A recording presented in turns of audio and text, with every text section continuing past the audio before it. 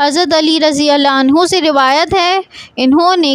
فرمایا رسول اللہ صلی اللہ علیہ وآلہ وسلم نے تم میں سے ہر شخص کی جنت اور دوزخ لکھی جا چکی ہے۔ لوگوں نے اس پر کہا، اے اللہ کے رسول صلی اللہ علیہ وآلہ وسلم، پھر ہم اپنے لکھے ہوئے کا کیوں نہ سہارا لیں اور عمل چھوڑ دیں؟ آپ صلی اللہ علیہ وآلہ وسلم نے فرمایا، نہیں، عمل کرو، کیونکہ ہر شخص کو اسی چیز کی توفیق ملتی ہے جس کے لیے وہ پیدا کیا گیا ہے۔ جو خوش نصیب ہوا اس کو جنتی کاموں کی توفیق ملتی ہے، اور جو بد نصیب جہنمی ہے اس کو جہنمی کاموں کی توفیق ملتی ہے۔ اس کے بعد حضور صلی اللہ علیہ وآلہ وسلم نے سورہ لیل کی یہ دو آیتیں پڑھیں، جس کا ترجمہ یہ ہے، جس نے مال خرچ کیا اور تقوی کی راہ اختیار کی اور بہترین بات کی تصدیق کی یعنی اسلام لایا، تو ہم اس کو اچھی زندگی یعنی جنت کی توفیق دیں گے، اور جس نے اپنا مال دینے میں بخل سے کام لیا اور خدا سے بے پرواہ رہا اور اچھی زندگی کو جھٹلایا،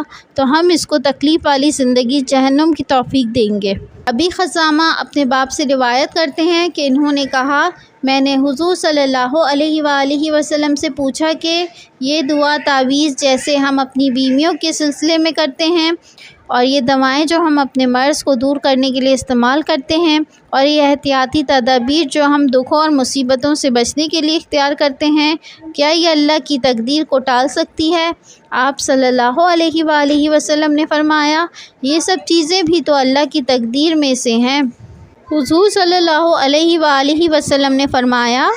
طاقتور مومن بہتر اور خدا کو زیادہ پسند ہے بنسبت کمزور مومن کے،